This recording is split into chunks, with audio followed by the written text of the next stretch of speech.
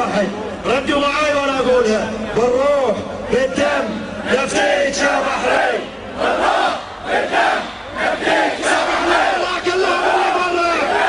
نفديك يا بحرين، بالروح بالدم نفديك يا بحرين، بالروح بالدم نفديك يا بحرين.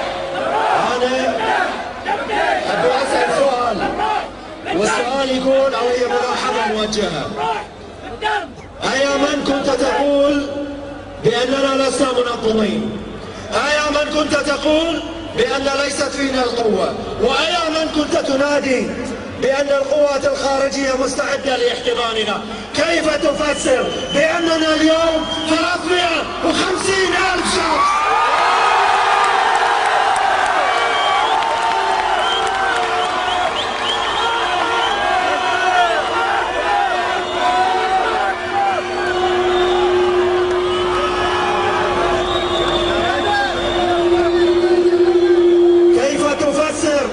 أن التجمع الثاني أكبر من الأول؟ أكبر.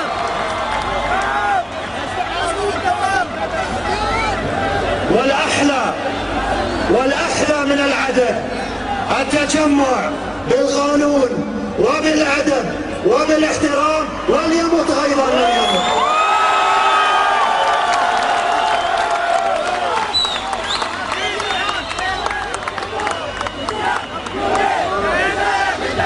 هلا يا إخوتي، هيا نرص الصفحة لنجتمع ونرفع صوت مطلبنا وكل الكون يستمع.